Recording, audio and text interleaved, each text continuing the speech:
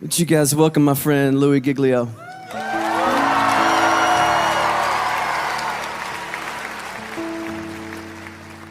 You guys can have a seat. Thank you so much. Man, what a great confession. We're calling this, I think you knew this already, the How Great Is Our God Tour. Not just because God has given Chris this phenomenal song that circled the globe, but we're calling it the How Great Is Our God Tour because we are here tonight worshiping a God that is far beyond anything we could ever dream of or imagine. We are here tonight to worship a huge, massive God of grace and glory. If there's anything that could happen tonight, our heart is that we will leave tonight with at least a couple of things having happened to us. One being that our view of God will be completely blown up all over again, and that the view that we have of God will be expanded in this place tonight, and that we will leave here with the confidence that He is able to hold on to us and hold us together no matter what circumstances come our way in this lifetime. And if you were with us on the Indescribable Tour, we sort of took a swing at that first part, looking at the bigness of God and the greatness of the universe. Anybody make it out to the Indescribable Tour, by the way? A few of you guys were there. The story of it in a nutshell was that the heavens are telling the glory of God. Their expanse declares the work of His hands. In other words, all you have to do is look up and you see the size of the God that we're worshiping tonight. We ended that, just a little review, with this galaxy right here, the Whirlpool Galaxy. You're like, man alive, we're talking about astronomy at a Christian worship service. Why not? The God that we're worshiping tonight is the one who created that right there. It's called the darling of astronomy. The reason why is it's sitting completely perpendicular to us on Earth, and when we look up at it, we get this beautiful view. But check this out. The Whirlpool Galaxy is 31 million light years away from where you're sitting right now. Okay, they got nothing in here tonight. 31 million light years away. That's just the first little thing we got to catch up with tonight. By the way, the story opens like this. In case you forgot, in the beginning, God created the heavens and the earth, and He said, "Let there be light," and there was light. And that was a phenomenal moment when that happened, because light came out of the mouth of God traveling 186,000 miles a second. That's how fast light is traveling through the universe. And so a light year, therefore, is how far light travels in 1 year, and I'll do the math for you. It's 5.88 trillion miles is a light year. So as we talked about before, when you start to get around in the neighborhood of God, the mile is not going to help you. The yardstick, the ruler, the tape measure, these things are of no value in the universe that God has made. We're using a ruler called a light year that's 5.88 trillion miles long. And if you'd like to go to the Whirlpool Galaxy, be my guest. All you have to do is multiply 31 million, that's how many light years it is away, by 5.88 trillion miles, and that's the distance that you've got to cover. Anybody with me so far? I'm wondering, are there any science lovers here tonight? Because we're going to have a little scientific content tonight, and I need to know if anybody's going to be with me so far. So you do the math, or you could look at it a different way. You just have to travel 186,000 miles a second for 31 million years, and voila, you will arrive at the Whirlpool Galaxy. Second thing that's pretty stunning, given that our God made that, is it contains 300 billion stars. In that one galaxy, 300 billion stars. And it is one of hundreds of billions of other galaxies in the known universe that God has made. And it just reminds us all over again tonight, man, this God that we're singing to tonight, He's enormous. He's bigger than anything we've ever dreamed of. He's bigger than our wildest imagination of Him. But we ended by looking inside that thing, and this is pretty stunning. Those of you who've seen it remember, but the Hubble Space Telescope is circling the Earth at 360 miles above the Earth, and it takes amazing images of these galaxies and other phenomenon of the cosmos, and it looked into that white core of the Whirlpool Galaxy, and lo and behold, there is a black hole in there. And we'd never seen it before until Hubble could take an image of it, and I found this on NASA's site, hubblesite.org. This is what Hubble sent back to us from 31 million light years away from the black hole core of the Whirlpool Galaxy. They send us back this image right here, and it's just crazy. It's crazy. It's the glory of God, the grandeur of God. It's the grace of God and the mercy of God everywhere we look. It's the imprint of God in all of creation, everywhere we turn. And tonight we just want to begin with the bigness of God, the grandeur of God all over again. We're going to do it by looking at 4 stars. Can you handle 4 stars tonight? The first one's easy because there's just one star in our solar system, and that star is called the sun. Thank you very much. Yes, it's our own star. It's there's an image of it for you, by the way. It's a little more fierce than we often think. It's 10,000 degrees Fahrenheit on the surface, but what I want you to see about it is how big it is. It's 93 million miles away, so when you're looking up in the sky, it's pretty good pace out there. By the way, light traveling 186,000 miles a second. It's only taken 8 minutes to cover that 93 million mile journey to touch your skin here in Atlanta, Georgia. But what I want you to see is the size of it. It's like 1,000,000 times the size of the earth, and that matters to us tonight when you hear what the psalmist said. Listen to his words. By the word of the Lord, this is Psalm 33, the heavens were made.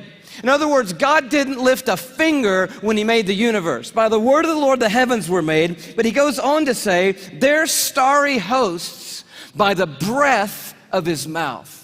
So we're looking at something so intense that we don't want to get any closer than 93 million miles away, which is what we are right now. And then we read that God just breathes out stars. It's crazy to think about it. 1,000,000 times the size of the earth. So here's a little perspective that sort of changed my life. If the earth were the size of a golf ball, okay, the sun would be 15 feet in diameter. Okay, that didn't seem to move anybody either, so let me try it a different way. Let me just try it just a different way. I thought I might need this, so I brought a golf ball, okay? So all through the evening, this is going to represent Earth, all right? So this is where we are.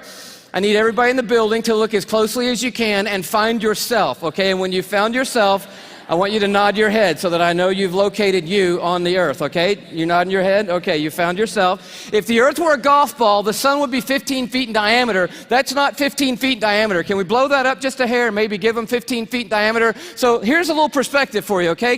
Is this working for anybody? Here we are on the earth, and that's the sun. It's so big. It's so big you could put 960,000 Earths inside the sun. So if the earth were a golf ball and the sun were 15 feet in diameter, you could put 960,000 golf balls inside that 15-foot diameter sun. That's enough golf balls, by the way, because I know that seems like a big number, to fill a school bus with golf balls could fit inside the 15-foot in diameter sun. It's a massive star, and it's one of hundreds of billions of stars in the Milky Way galaxy, our cul-de-sac in the neighborhood called the cosmos that God has made. It's huge, and we're worshiping a star-breathing God tonight. But I want to tell you about the second star, okay?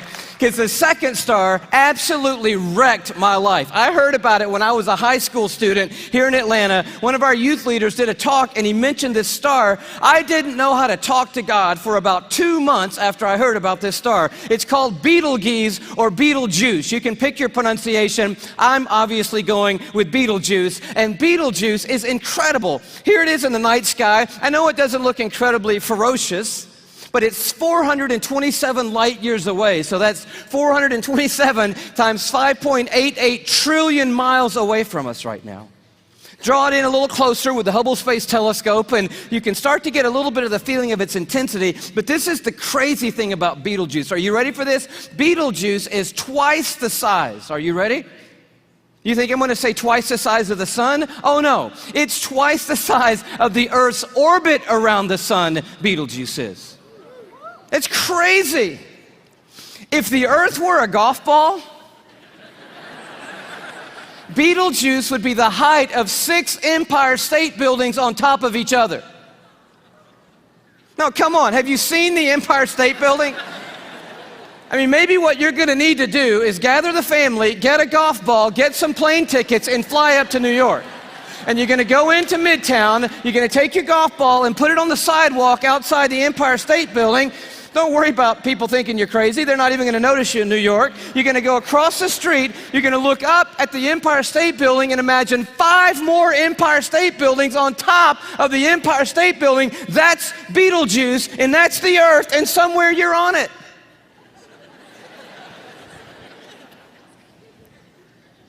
You could fit 262 trillion Earths inside Betelgeuse.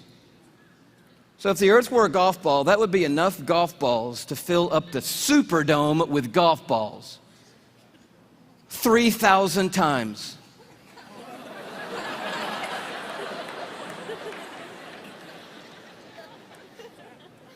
When I heard that as a teenager, that stumped me right there.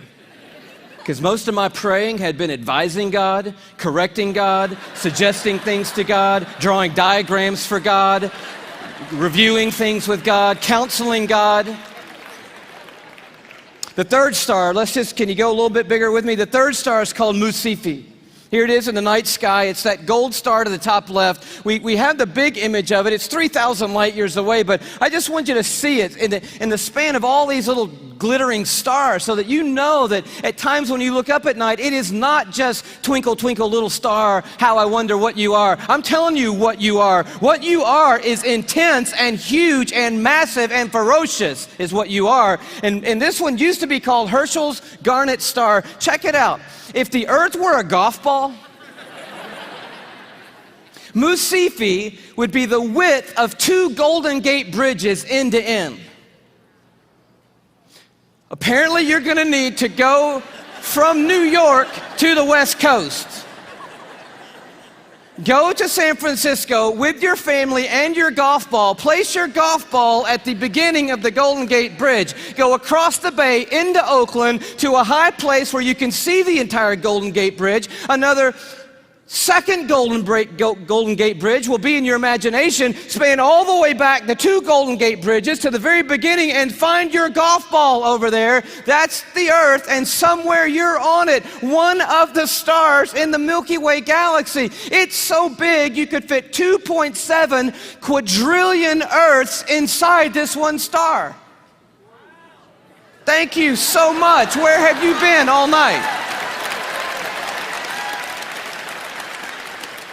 Now, quadrillion we have not talked about, and I need to explain this just briefly because I don't know about you, but I do not understand the national debt or any numbers bigger than about $875.28. I get that number. Go bigger than that, I don't know. But you need to understand a quadrillion, okay? Because this star is crazy big. A quadrillion, let's do it this way. Everybody knows a million, right? How many of you know what a million is? You can kind of get your head around a million. Everybody? All right.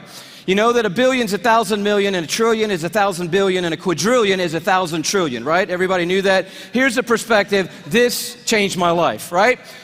A million seconds ago, 12 days ago. Isn't that cool? See, that saves you doing that on your little calculator at home, which I dare you to try to do when you get home tonight. But a billion seconds ago, you're thinking, oh my goodness, if it's 12 days ago, I'm going all the way back to like September with you, Louie. This must be crazy, right? How about May 1975 is a billion seconds ago? You're like, whoa, that's a little bit bigger than a million. Oh yeah. A trillion seconds ago, you're like, I'm on the 1800s. No. Christopher Columbus? No. 29,700 BC is a trillion seconds ago.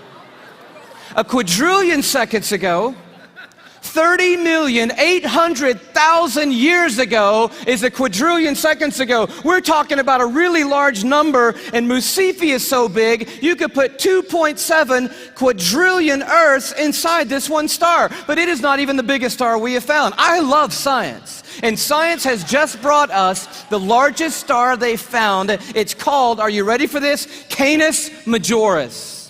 Now, I'm no linguist, but that's a cool name for the biggest star we've found so far.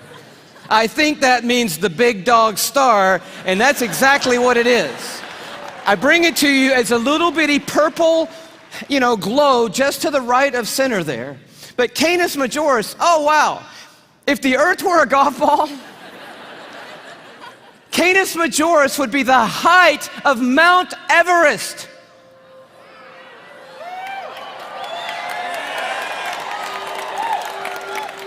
Thank you. You just saved your family plane fare from California to Kathmandu, Nepal. Almost 6 miles above sea level, the highest point on the planet, and I just dare you to get up there and unzip the parka and pull out your golf ball.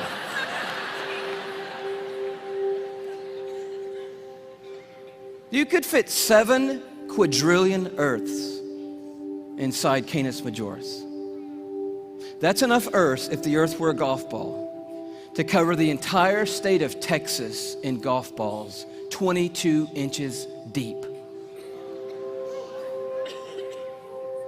You see the one you're on?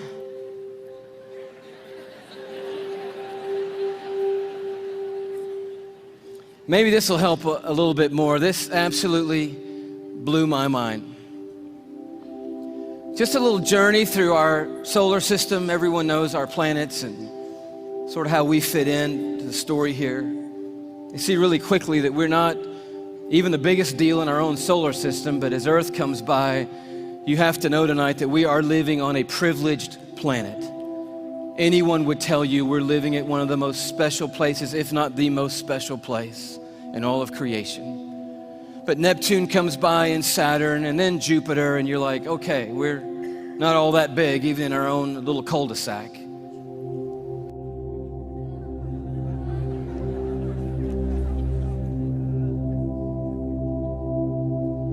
I just noticed the blue dot fading away is not the Earth. That's Neptune. The Earth has gotten too small to see anymore. Sirius comes by. Little plug for satellite radio. Not the biggest star, but the brightest star that we have found so far. Pollux, which we didn't mention. Arcturus. Such a beautifully named one, Regal. But then the one that messed me up.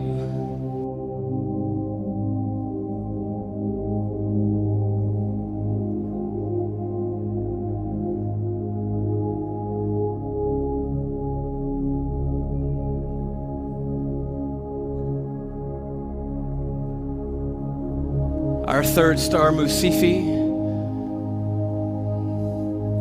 Musifi's cousin, W. Cephei.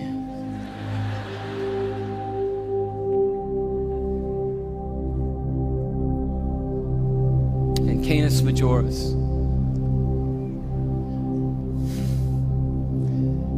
And do you know that you couldn't come up here right now with a Sharpie and make a mark on the screen that would approximate the size of our sun? You couldn't even do it. I mean, when you look at these in their relative size, we just have to put a little arrow over there that says, if you could put the sun on here, which you can't, it would go somewhere about here. And can you hang on that for me? And when you see this, I don't know what happens to you, but I'll tell you what happens to me. A shrinking feeling comes over me, and it's not a bad shrinking feeling, it's a good shrinking feeling. Because sin, it has a way of shrinking God down in our minds and puffing us up in our own estimation. But just a glance into the universe that God has made resizes everything in a heartbeat. And you realize tonight we are worshiping an unrivaled, uncontested God of all kind of might and power and glory and awe, there's none like him anywhere in all of creation tonight. We are not here worshiping some little teeny tiny God. We are the teeny tiny ones, you and me. We are small and weak and fragile and frail. We are, you and me tonight, one of 6.5 billion people on this little golf ball sized planet in this massive universe that God has made. But I'll tell you, the miracle of tonight is crazy. And crazier to me than the size of any star, is that though we are but a vapor, you and me, and tiny and frail, we are marked by majesty. And we have been created in the very image of the God who breathes out the stars and put the universe into place. You and I are fashioned and formed and ordained by the God of all creation. We are fearfully and wonderfully made, you and I. We are a miracle. You're a miracle sitting in the building tonight. If I could just remind you just for a moment, you are somebody incredibly special. Let me just dial back to the beginning, and I know you know this already, but in the very, very beginning, here's how you happened, okay? One cell from your mom found one cell from your dad. Now, there's more involved than that, but that's enough for us right now. And by the way, we should applaud the one cell from your dad, because that one cell did a pretty heroic thing to be the one cell in the story that we're talking about tonight. One cell from your mom met up with one cell from your dad, each one carrying 23 chromosomes. The one from your mom was carrying half of her DNA. The one from your dad was carrying half of his DNA. And those two cells met and merged into one single cell. And when they did, those chromosomes matched, and they began to form together a brand new DNA code. Using 4 characters, 4 nucleotides, they begin to write out what we have now discovered is the 3 billion character description of who you are, written in the language of God. They wrote out your DNA, your human genome of 3 billion characters made up of those 4 simple nucleotides. And when they did, they described who God had ordained you to be. In that one little simple cell. Scientists say if you took the DNA out of that one little cell and stretched it out, that DNA would be 6 feet long, 3 billion characters stretched out to 6 feet long. So amazing that if I were to read your DNA, reading 1 character per second, night and day, it would take me 96 years just to read the description of you. And when they formed together, they wrote out and painted a picture which had never been written before in the history of humankind. And then that cell did the unthinkable. It set out to build that model from one cell. I'm telling you, you are a miracle sitting in this building tonight. And you have come a long, long way. I mean, here you are. This may not be in the family photo album, but here you are at 3 days old. 16 cells of you. You say, what in the world is that? It's a 16-cell human embryo on the tip of a safety pin at incredible magnification. So by now, that one cell had turned into 16 cells on its way to making the 75 trillion cells that make up your body tonight. Every one of those 75 trillion cells containing that 6 feet of the 3 billion character DNA code that you. There's so much DNA in your body, by the way. If you stretched it all end to end, there'd be enough DNA to go to the moon and back inside your body. 178,000 times. That's how amazing God has made you to be.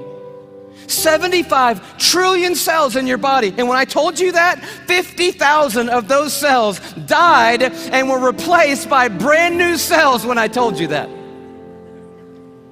And then just now, 50,000 more cells died and were replaced by brand new cells. It's happening every 3 seconds, day and night, all the days of your existence. And you wonder why you're tired all the time. I'll tell you, you're doing some amazing stuff night and day.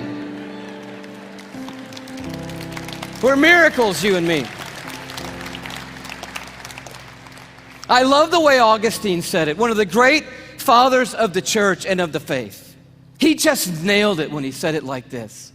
Men go abroad to wonder at the height of mountains, the huge waves of the sea, the long course of rivers, the vast compass of the ocean, the circular motion of the stars. But they pass by themselves and they don't even notice. In the womb, miracles happening every moment. Here you are at 5 months in the womb. You remember those days? Those were the good old days. And just miracles happening every second. Let me tell you about one. 1 million optic nerve endings left the optic nerve center of your brain in the womb, headed for 1 million optic nerves that had left your eye. And they had to meet and match their exact partner, 1 million looking for 1 million. And when they found their exact partner out of 1 million and matched up together, in that instant you had sight. And anyone would tell you that to this moment, the most technologically advanced thing on planet Earth is your eye. Oh, but it didn't do you any good, because when that moment happened, you just had one piece of skin completely covering your eyeball. But as I read in one textbook, miraculously and mysteriously at about the 6th month, a little cutting device appeared, and it cut perfectly that piece of skin. And you had eyelids for the very first time in your mother's womb. You are fearfully and wonderfully made. And the God of the heavens is the one who fashioned you together. And he knows your name tonight.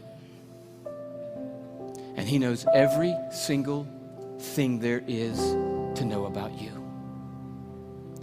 And he's made you a promise that for those who trust in him, he will literally hold them in his hand and carry them all the days of their life.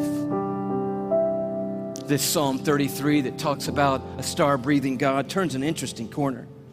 It says, "For he spoke and it came to be. He commanded and it stood fast." That's power and awe. But now it gets very personal. From heaven, the Lord looks down and sees all mankind. From his dwelling place, he watches all who live on earth. He who forms the hearts of them all and is intimately acquainted with everything they do. And then he goes even further. And he says, "The eyes of the Lord are on those who fear him, on those who hope in his unfailing love." And here comes his promise, "to deliver them from death and to keep them alive in famine." And that is the promise tonight, because this building and our world is filled with hurting people, with lives that are spinning out of control, with pain that we didn't ask for or could never imagine. And God is making a promise to us tonight. He's saying, "I am a universe maker and I am a heart former, but I'm also big enough to be intimately acquainted with all the circumstances of every one of your lives. And I promise you, no matter what comes in this lifetime, no matter how difficult the road or how dark the night, I will hold on to you, and I will literally hold you together and carry you through any and every circumstance that ever comes your way, any moment on this planet." It's the promise of God. And you say, "Well, man, that sounds good, but how do I know that's true of my life right now, Louie?" I mean, that's really what we want to know tonight. And I'll tell you how you can know tonight that God will always hold you together no matter what. It's by looking a little deeper into the human body, and it's a little protein molecule called laminin. Yeah, that's about what I felt the first time I heard that. Long story short, the tour was winding down last time around. We were in Tyler, Texas. The night was over. A guy walks up to me. I wish I could tell you the whole story. It was so of God. Introduces himself to me, says, "How are you doing? I just wanted to say hello." I said, "It's nice to meet you." He says, "You guys winding the tour down? Where are you going to go from here?" I said, "Well, I'm on my way back home to Atlanta, Georgia." He said, "Well, what's next for you?" I said, "I'm going to be preaching the next 2 Sundays for my pastor back in Atlanta." He said, "Oh, cool. What are you preaching on?" I said, "Well, the series is on the glory of God in the human body." He said, "That's really amazing. I'm a molecular biologist at the university down the road. Give me your talk." And I was like, oh, wow, I wasn't quite yet ready to unload the talk for a molecular biologist. So I kind of stumbled through what I had, and he's kind of being kind and gracious and like, that's good. And then he says, "Well, what's your big left hook? You got to have a left hook, a big finish, right?" I said, "I don't have a left hook yet." He said, "Oh, Louie, Oh man, your left hook is laminin. And I'm totally blank on laminin. He goes, Louie, it's a cell adhesion molecule. Protein molecule? Do you know about proteins? I'm like, no. He said, Louie, cells organize into certain molecular structures, and that determines what protein there are. There are between 10 and 60,000 proteins in the human body. We don't even know how many proteins are in the human body, but one of them is a cell adhesion molecule. It's organized into this certain structure, and that tells the cell what its job is in the body. And this one is a cell adhesion molecule. And I'm like, all right. He said, no, Louie, it's like the rebar of the human body. The steel they put in the concrete when they lay the foundations of things, it's that stuff. It's holding your membranes together. It's the glue of the human body, Louie. It's laminin. You got to tell them about laminin. And I'm like, I promise you, I'm going home and tell them about laminin. And I'm sure when I do, revival is going to sweep across the church and probably around the world when I tell them. He said, no. You got to see laminin. I'm like, okay, let's see it. He said, no. You need to go look it up online. You need to go Google laminin. I'm like, I don't even know how to spell laminin. Takes his card out. He writes on the back, Laminin. I'm like, okay, I cannot wait to get to my computer and get on Google, click on images, type in laminin, and I'm waiting, and these little thumbnails come up on the screen, and I'm like, wow. That's laminin, the cell adhesion molecule. Woo! I am so excited. I am beside myself. I cannot believe what I'm seeing. I love laminin. I'm so fired up. You should see laminin, I guess. That's the thing, right? Okay. Here is a scientific diagram of the laminin cell adhesion molecule that's holding your body together right now, okay? This is what I found right here.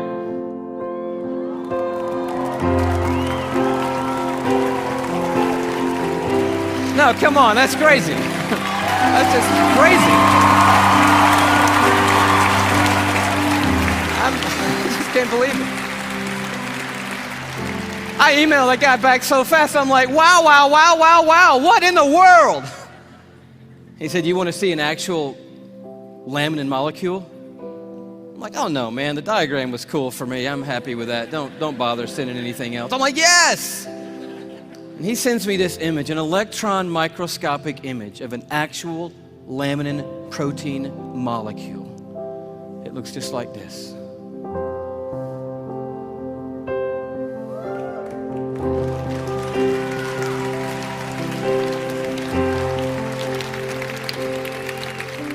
Like, how crazy is that?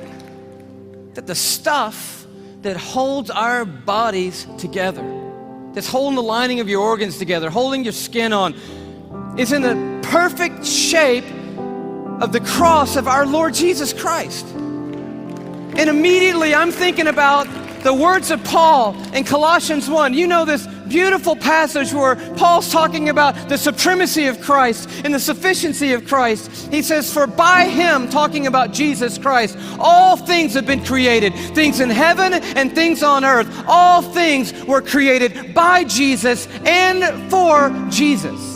But then the next verse goes on to say this, it's crazy. And he, Jesus, is before all things, and in him, that is, in Jesus Christ, all things hold together. It's right there. I'm like, of course they do. Of course they do. Everything holds together in Jesus Christ. And he goes on at the end of this paragraph, and he just tells the story of grace. He says, for God was pleased to have all his fullness dwell in Christ, and through Christ to reconcile to himself all things by making peace through his blood shed on a cross. So you're at the toughest place in your life. How can you know that God is going to hold you together and bring you through? You know, because there is a cross standing over history, and it is looming over this building tonight. It is the place where the star breather became the sin bearer, where the universe maker became mankind's Savior. And it is proof that God doesn't always change the circumstances. He did not change them for Jesus on that hillside outside Jerusalem. But the cross is also proof that God always has a purpose in the circumstances, and that His purpose and His plan will prevail and will triumph through any circumstances in this world.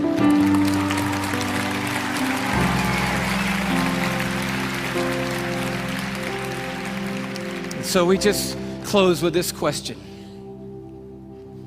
It's found right in the middle of an interesting chapter in Isaiah 40 where it just talks about the expanse of God. He stretches out the heavens like a curtain, like a tent to dwell in. He leads forth the starry host one by one and calls them each by name. But then it takes a turn.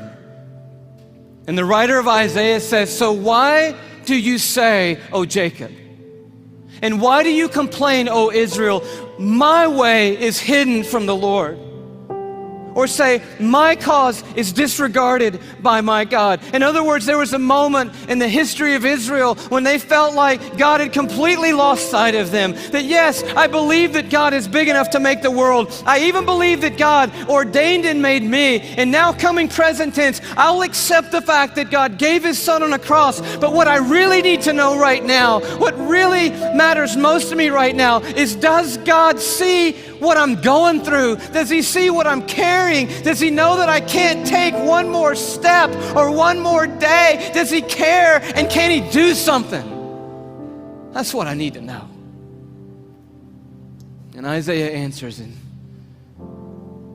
he answers with another question. And it's a question for us here. He says, "Do you not know? Have you not heard? The Lord is the everlasting God, the creator of the ends of the earth. He will not grow tired or weary, and His understanding no one can fathom." He's huge. He is a star breather. He's big. But listen to what He loves to do.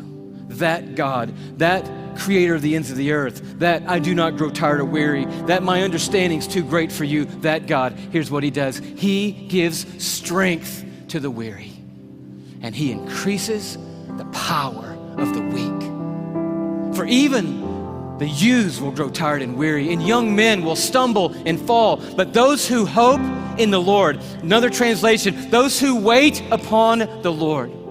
The Hebrew word simply means this. When it says hope and wait, it means but those who stand right in the midst of the craziness, right in the midst of the pain, right in the midst of the chaos, right in the valley of the shadow of death, and they don't gloss over it. They're dealing with the hardest stuff in life, but standing in the middle of it, they say, "You know what? I don't see what God's doing. I don't understand what the plan is, but I'll tell you one thing. I am not going to give up on God, and I'm going to stand right here in the middle of this moment, and I'm going to trust that God is sitting on a throne, that He has a purpose for my life and a plan for my life. And I believe I'm going to see the goodness of God in the land of the living, and I'm not going to stop believing that no matter what."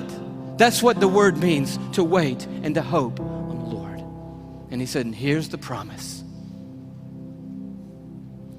You're going to wake up to rosy circumstances. No. Oh, He can do that, and He does do that. But the promise is greater than that. He said, those who wait upon the Lord, here's what I promise: I will renew your strength. And when you think you can't take one more breath, I'll give you enough to keep going on. And enough to keep going on. And enough to keep going on. And to keep going, and to keep going, and to keep going. You keep hoping, and I'll keep causing strength to rise when you hope. And you'll keep going, and you will feel like you have been swept up on the wings of eagles, and you will run and not get weary, and walk through it all and not faint.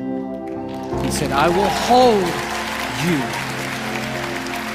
Even when you let go of me, I'm not going to let go of you. Did you know there are millions and millions and millions of microscopic crosses holding you together right now?